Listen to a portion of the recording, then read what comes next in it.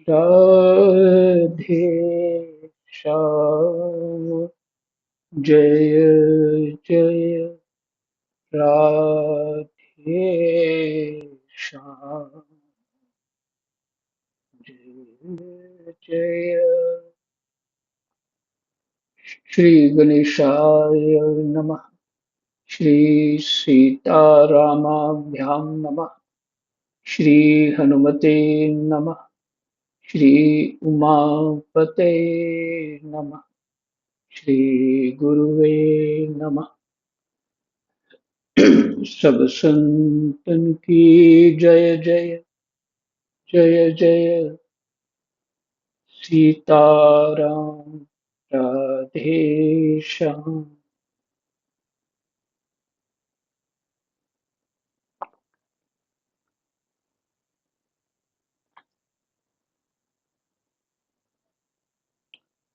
गीता जी तीसरा अध्याय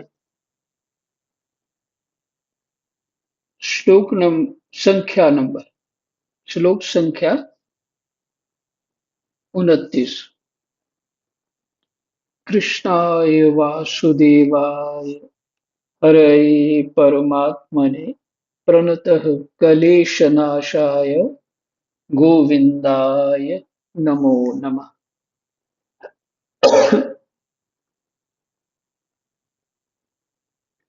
प्रकृतिजन्य गुणों से अत्यंत मोहित हुए अज्ञानी मनुष्य गुणों और कर्मों में आसक्त रहते हैं।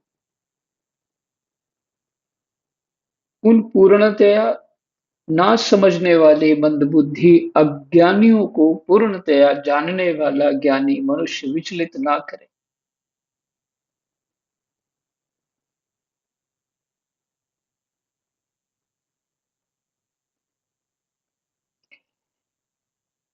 तू विवेकवती बुद्धि के द्वारा संपूर्ण कर्तव्य कर्मों को मेरे अर्पण करके कामना रहित, ममता रहित और संताप रहित होकर युद्ध रूप कर्तव्य कर्म को कर।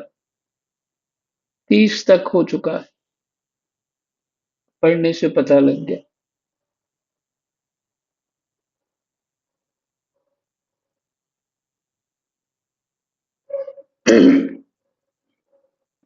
जो मनुष्य दोष दृष्टि से रहित होकर श्रद्धा पूर्वक मेरे इस मत का सदा अनुसरण करते हैं, वे भी कर्मों के बंधन से मुक्त हो जाते हैं। कर्मों के बंधन से मुक्त होना बहुत बड़ी बात है। हमने समस्त कर्मों को जला डाला है, जो जन्म मरण का कारण है। बहुत बड़ी बात। तो उसका उपाय भगवान क्या बता रहे हैं कि कर्मों के बंधन से अगर 30वें श्लोक में देखें तो तू विवेकवती बुद्धि के द्वारा संपूर्ण कर्तव्य कर्मों को मेरे अर्पण करके संपूर्ण कर्तव्य कर्मों को मेरे अर्पण करके कामना रहित, ममता रहित और संताप रहित होकर युद्ध रूप कर्तव्य कर्म को कर।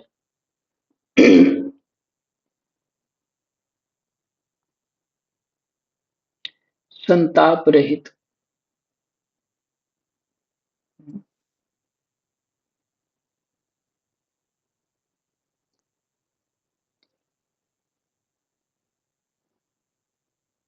अगर इस भाव से कर्म को अपने धर्म पालन करते हैं, कर्तव्य कर्म करते हैं, तो कर्म बंधन से मुक्त हो जाएंगे।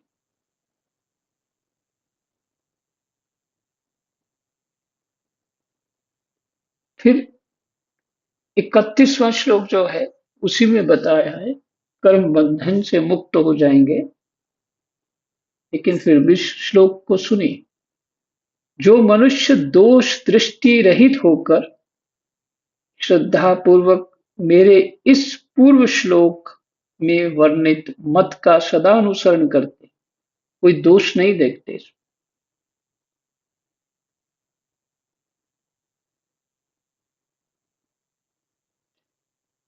देखो इसमें 30वें श्लोक में भक्ति ज्ञान वैराग्य सब हो गए,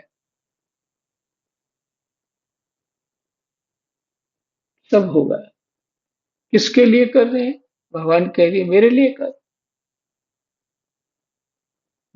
मेरे अर्पण कर दे मतलब मेरे लिए कर, हो गई भक्ति।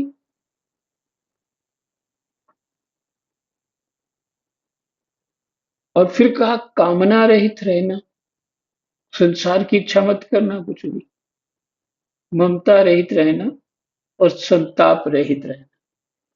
ये नहीं हुआ, वैसा नहीं हुआ, मेरा जीवन ऐसा हो गया, वैसा हो गया।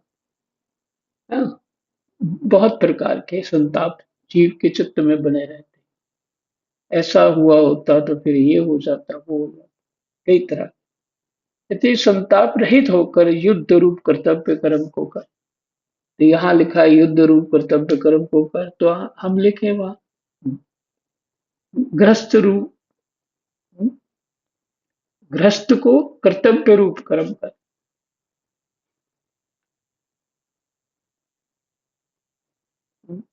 प्रवृत्ति मार्ग जो है हमारा कर्तव्य भगवान का ही, लेकिन वही युक्ति कोई देगा तभी ना संभव हो पाए।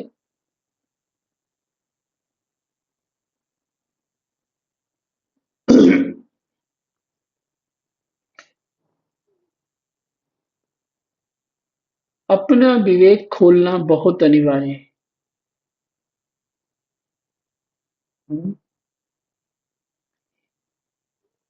जिसका अपना विवेक लंगड़ा लूला हो, वो क्या, वो क्या चलेगा?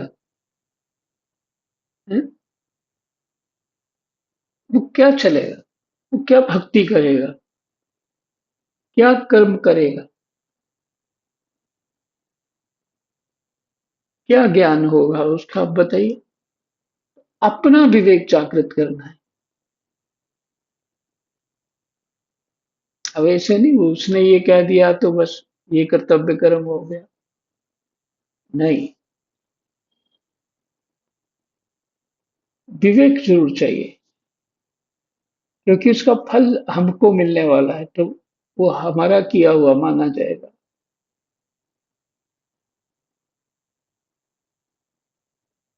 हम्म।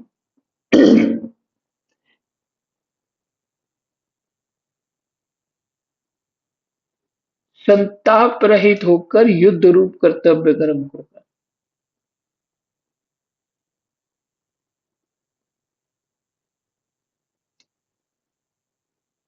तो शास्त्र सुनने से, पढ़ने से, सत्संग सुनने से विवेक बढ़ता है, विवेक तीव्र होता है। तीव्र के बाद सूक्ष्म हो जाता है, बहुत गहरा हो जाता है।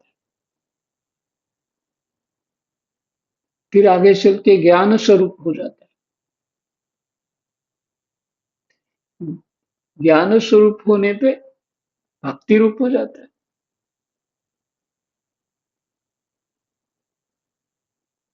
तो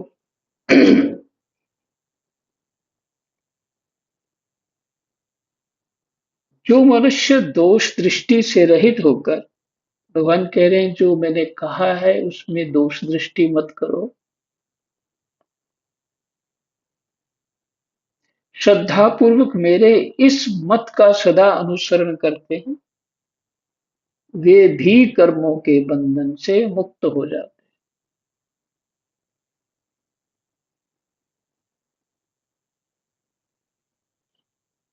वेद को हम भगवान की वाणी मानते हैं। ये उपनिषद भगवान की वाणी।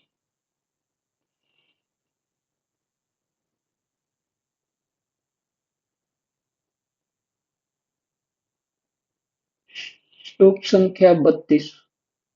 परंतु जो मनुष्य मेरे इस मत में दोष दृष्टि करते हुए इसका अनुष्ठान नहीं करते, उन संपूर्ण ज्ञानों में मोहित और और अविवेकी मनुष्यों को नष्ट हुए ही समझो, अर्थात उनका पतन ही होता।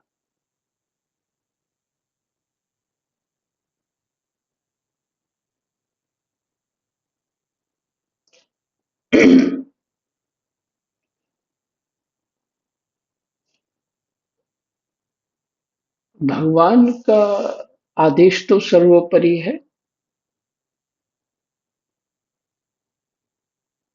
मां से भी बढ़कर आदेश है उनका।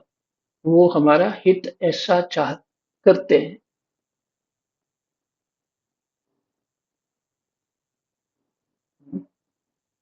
केवल आदेश ऐसा नहीं है कि ऑर्डर है, इसको करना है। ये आर्मी आर्मी या किसी और ड्यूटी बजाने वाली बात नहीं है। ये है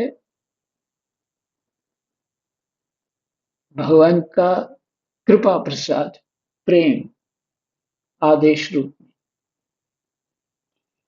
परंतु जो मनुष्य मेरे इस मत में दोष दृष्टि करते हुए इसका अनुष्ठान नहीं करते, उन संपूर्ण ज्ञानों में मोहित मोहित और अविवेकी मनुष्यों को नष्ट हुए समझो, अर्थात उनका पतन ही होता है।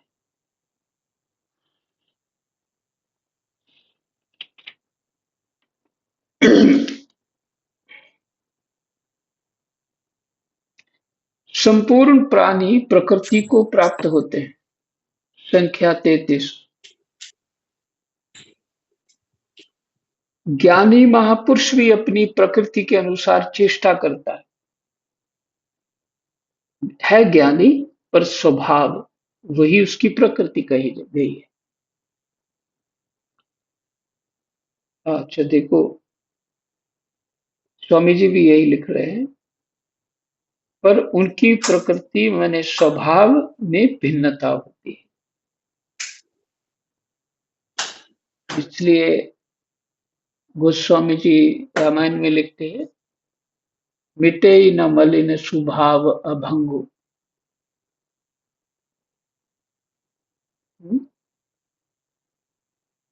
इस स्वभाव को हमें निर्मल करना चाहिए और सुशील करना चाहिए। ऐसे करना बेटा, कर्टन्स ना खोल लेना। म्यूट कर दीजिए, म्यूट कर दो, म्यूट कर।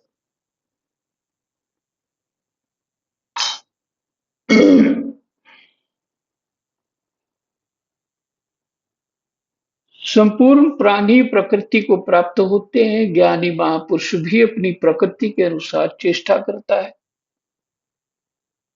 फिर इसमें किसी का हट क्या करेगा? संपूर्ण प्राणी प्रकृति को प्राप्त होते हैं, प्रकृति के अनुसार ही सत्व रजतम बले व्यवहार करते हैं। और ज्ञानी महापुरुष भी अपनी प्रकृति के अनुसार चेष्टा करता है, अपने स्वभाव के अनुसार। फिर इसमें किसी का हट क्या करेगा?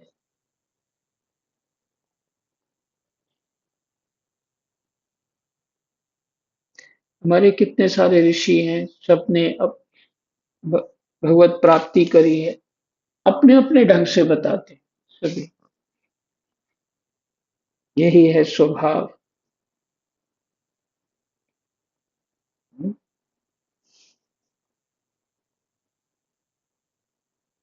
दूसरा शब्द प्रकृति भी कहते हैं, स्वभाव को प्रकृति भी कहते हैं।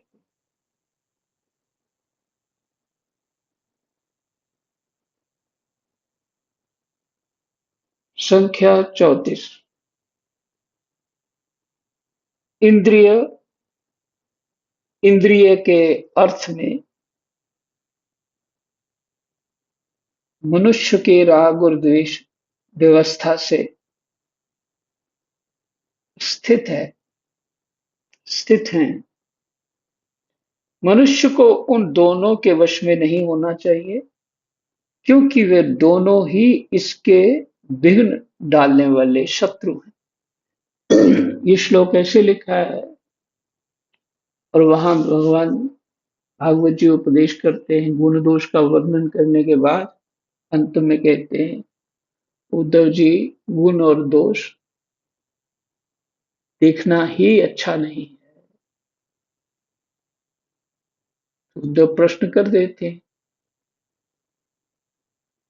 कि आपने तो इसी का वर्णन कर दिया, किया है, गुण दोष को समझाया, फिर कह रहे अच्छा नहीं। फिर भगवान आगे चलते हैं और सुनाते हैं। इसी तरह यहाँ कुछ है।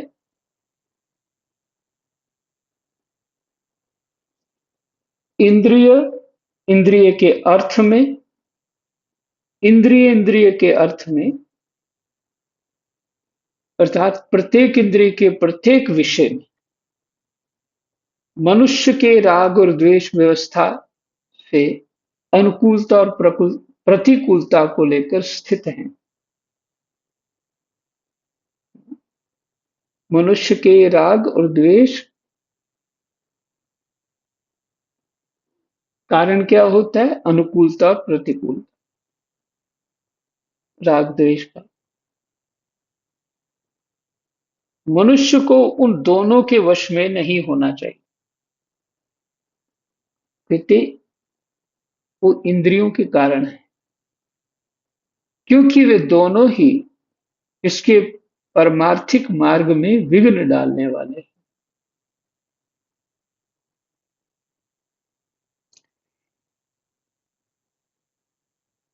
जो वस्तु मुझे ज्यादा पसंद है देखने को, सुनने को, वही मैं स्पर्श करने को, चखने को, मेरी इंद्रियों के अनुसार जो स्वभाव बना बैठा है, तो मैं उसको ही बोलता हूँ, ये चाहिए, ये प्रसन्नता होगी मुझे, इसलिए मैं वो मांगता हूँ। दूसरा मुझे कह देगा कि ये कैसा नालायक है, इसको तो अभी दूध पीना चाहिए और ये चाय पी रहा। तो उसको दूध में अनुराग है, मेरे को चाय में अनुराग है। मेरी इस बुद्धि से वो द्वेष कर रहा, ये ठीक नहीं।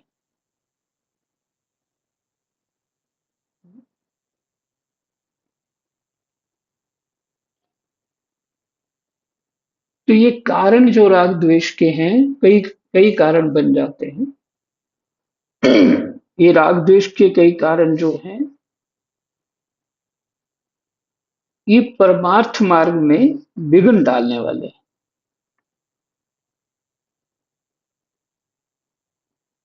कौन सा परमार्थ मार्ग है? जो पीछे आपने 30वां श्लोक सुना है।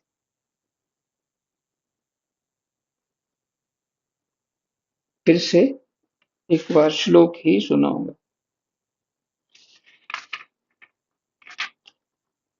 तो अपनी विवेकवती बुद्धि के द्वारा संपूर्ण कर्तव्य कर्मों को मेरे अर्पण करके कामना रहित, ममता रहित और संताप रहित होकर युद्ध रूप कर्तव्य कर्म को कर। अब तो हम लोग युद्ध नहीं कर रहे हैं, जिस युद्ध के लिए भगवान कह रहे हैं। हम लोग गृहस्थ के कर्तव्य कर्म कर रहे हैं, ऐसा मानना चाहिए। माने जहां जो स्थिति है, उसके कर्तव्य कर्म सभी किस लक्ष्य के लिए होने चाहिए? पहले तो जितने भी हमारे कर्तव्य कर्म हो, परमात्मा के अर्पण हो, कामना रहित हो, ममता रहित हो, संताप रहित हो। ये यही है परमार्थ मार्ग।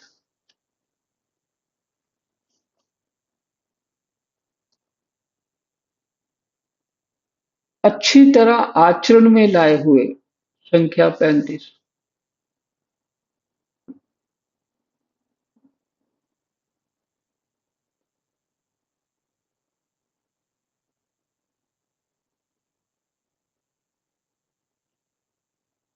अच्छी तरह आचरण में लाए हुए दूसरे के धर्म से गुणों की कमी वाला अपना धर्म श्रेष्ठ है। बहुत बढ़िया। अपने धर्म में तो मरना भी कल्याणकारक है और दूसरे का धर्म भय को देने वाला है। दूसरे का धर्म भय को देने वाला। पहले इस बात का बहुत ध्यान रखा जाता था, अब वो नहीं रहा।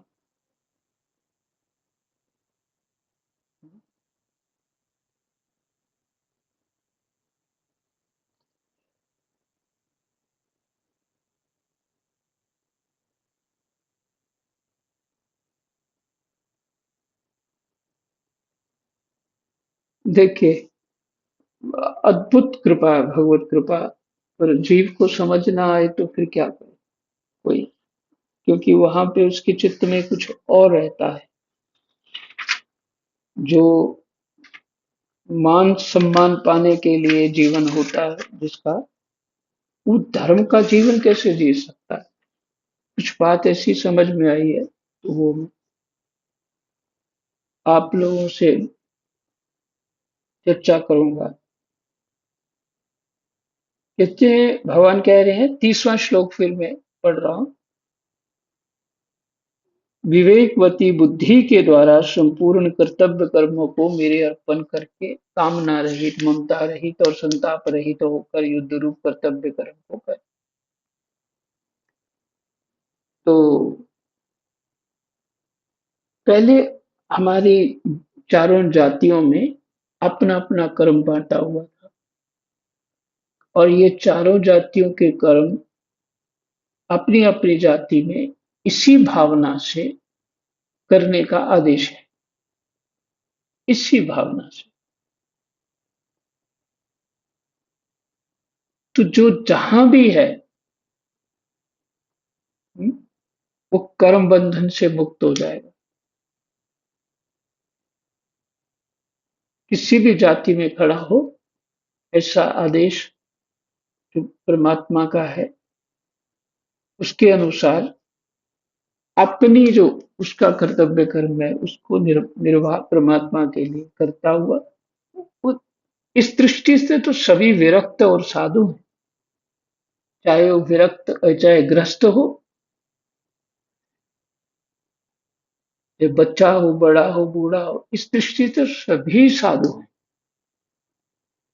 सभी वैराग्यपूर्ण है, क्योंकि कामना रहित शब्द है, ममता रहित शब्द है, संताप रहित शब्द है। और वैराग्य क्या होता है, और फिर कर्म बंधन से मुक्ति प्राप्त हो रही है।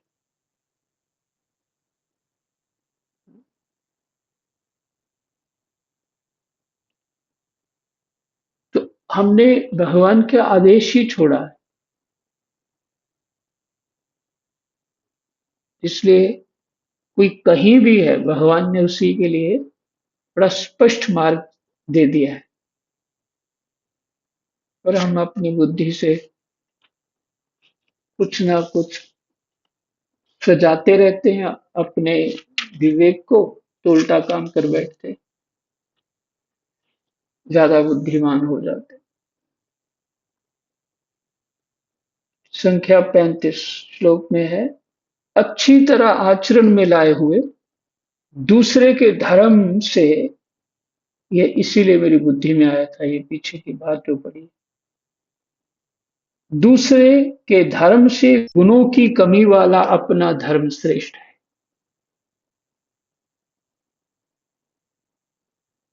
अपने धर्म में तो मरना भी कल्याणकारक है और दूसरे का धर्म भय को देने वाला है।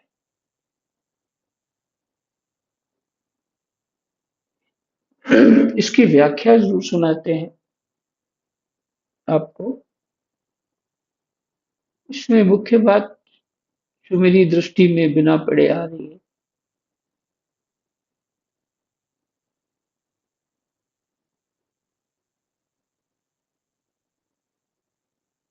अपने धर्म से ही जहां पे जिस स्थिति में हो, जहां पे भी हो,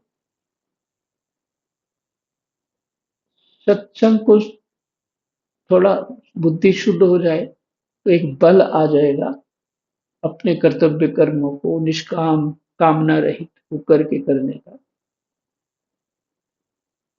कहीं भी हो तो उस तत्व की प्राप्ति हो जाए। हाँ, आपको बताता हूँ कि लाडी महाशय जो थे, वो शिष्य थे महाअवतार बाबा के, और वो रेलवे में सेवा करते थे, मैंने सर्विस करते थे, और अपना गृहस्थ उनका इसी से चलता था। सच्चाई से अपने कर्तव्य कर्म को कुछ भी प्राप्त हो करने से ही जीव अपने अंतःकरण की शुद्धि कर लेता है और आगे बढ़ जाता है। तो बताइए, वो लाडी महाशय एक महान योगी हुए, भगवत प्राप्ति जिन्होंने की है।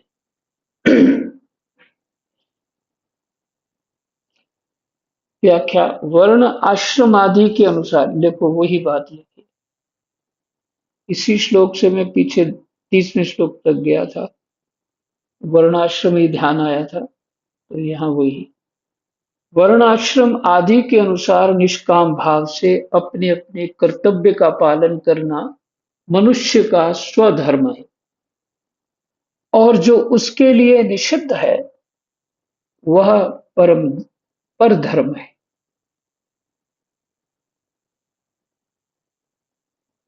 उसके लिए जो निषिद्ध है वह पर धर्म है, जिनमें दूसरे के अहित का भाव होता है, अहित का भाव होता है, वह चोरी हिंसा आदि किसी के भी स्वधर्म नहीं है, प्रत्युत कुधर्म अथवा अधर्म है।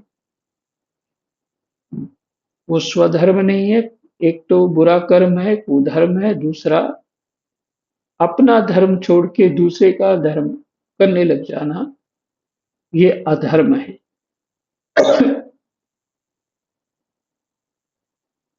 क्योंकि विधाता जो है हमें माँ की तरह व्यवस्था करी है, उसने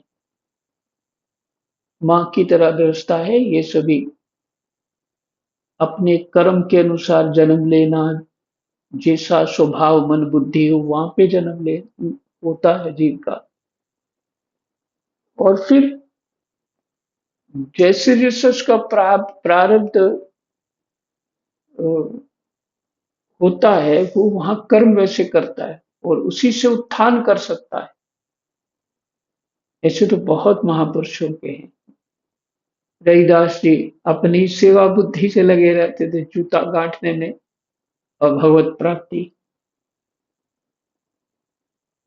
हो चुकी थी, फिर भी जूता ही गांठते रहते थे। कहीं तो वो बड़ा आश्रम खोल के महंत नहीं बने, ना बड़े प्रचारक बने, क्योंकि साधु को कुछ भी नहीं चाहिए। उसको जब सच्चाई से कुछ प्राप्त हो जाता है, माने जो सत्य बात प्राप्त हो जाती, जो चाहिए वो प्राप्त हो जाता है, इसको तो पता है कि मेरे पास सब कुछ है, तो फिर ये दूसरे नाटक क्यों करेगा।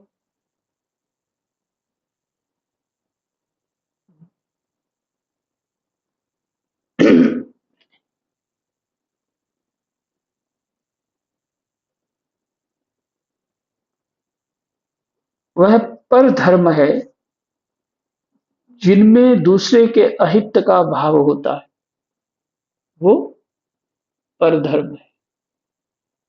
वह चोरी हिंसा आदि किसी भी स्वधर्म किसी के भी स्वधर्म नहीं है, प्रत्युत कुधर्म और अधर्म है। प्रत्येक धर्म में कुधर्म अधर्म और परधर्म, ये तीनों रहते हैं। दूसरे के अनिष्ट का भाव कूटनीति आदि धर्म में कुधर्म है। इसलिए सरल व्यक्ति भजन करने के योग्य होता है, और अंतःकरण अपने कर्तव्य कर्मों को ठीक ठीक से पालन करने से धर्म होता है, ईमानदारी ही धर्म को कहें। धर्म का शब्द ही है ईमानदारी, बस। जो अर्थ है इसका, वो उसी को धर्म कहें।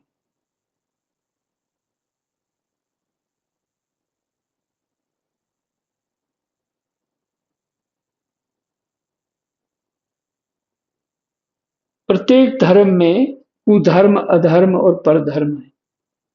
ये तीनों रहते हैं प्रत्येक धर्म में। दूसरे के अनिष्ट का भाव, कूटनीति आदि धर्म में कुधर्म है। हाँ, ये कह रहा था, अपने धर्म का पालन करने से अंतःकरण शुद्ध हो जाता है, तो जीव का स्वभाव सरल हो जाता है।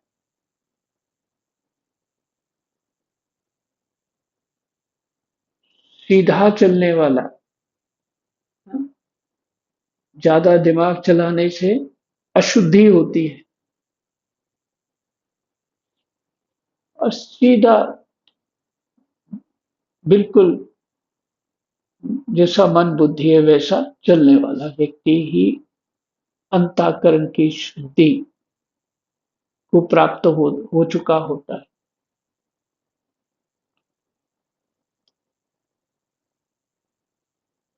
वो ही भजन साधन ज्ञान के योग्य होता है।